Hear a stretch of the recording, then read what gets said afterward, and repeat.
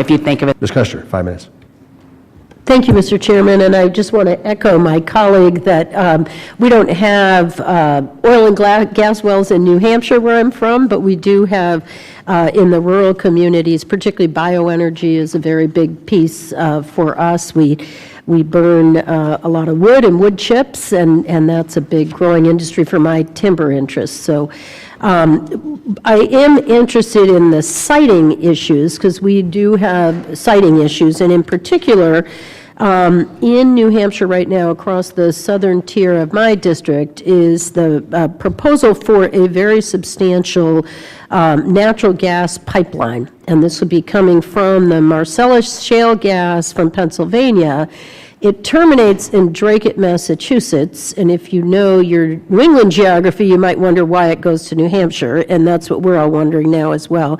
Crosses 18 towns, proposed to cross 18 towns in my district, but we won't actually get the benefit of it. So, not surprisingly, I have homeowners and community leaders very worked up about this pipeline. They're very, very concerned, and particularly not just environmental issues. It crosses back and forth in beautiful rivers and streams and protected areas, and it's not very well laid out, let me say. So I'm dealing with a lot of concern, but much more importantly for me is the safety. It's a public safety issue for my communities. And in particular, I want to ask Representative Kuster, because I know you've got a background as a 911 service provider, emergency service provider. So here's the situation. In one of my, and these are very small towns, by the way. These are rural towns of 7,000 people. These are volunteer fire departments. So just to set the stage for what I'm concerned about. And in particular, a compressor station in a town called New Ipswich that I've been to the site. It's right next door to the elementary school is where it's proposed with children from kindergarten through 4th grade. So I just want to ask you and thank you all for your public service. I think most of you have served the public in your various roles.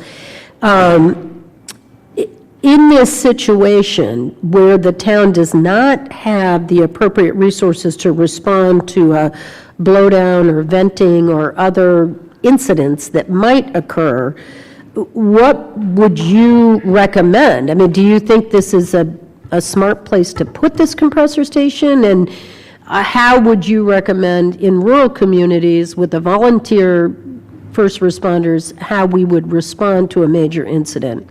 And by the way, just to give you a sense, this is probably 40 miles from any kind of substantial first responders in Manchester or Keene, New Hampshire.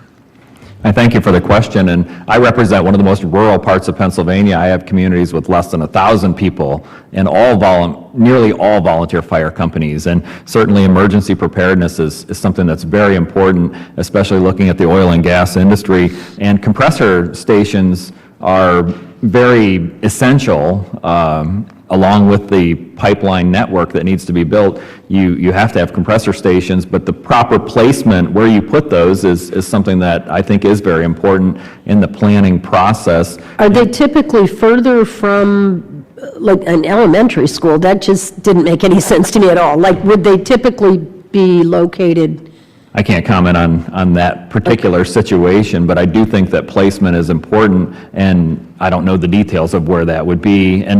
But also emergency preparedness for any potential incidents is something that I think is very important. And that's why in Pennsylvania we enacted our impact fee, and one of the proper uses of the impact fee that's assessed on the wells is emergency preparedness and emergency response. That was going to be my question. So the industry pays for, I mean, because this is the other problem, is these are taxpayers. They're trying to have good schools, they're trying to, do other things with their tax dollars, and as I said, they're not going to benefit from this installation. Tell me a little bit more, and I only have 10 seconds for the impact fee. Well, our impact fee is a per well fee that's used for a host of number of reasons, but emergency preparedness and 911 service and emergency response, even for volunteer agencies, is one of the uses. So the challenge for us, we don't have the wells, but I'll have to look into it further. So I yield back and thank you. Gentlelady's back. Ms. Crawford.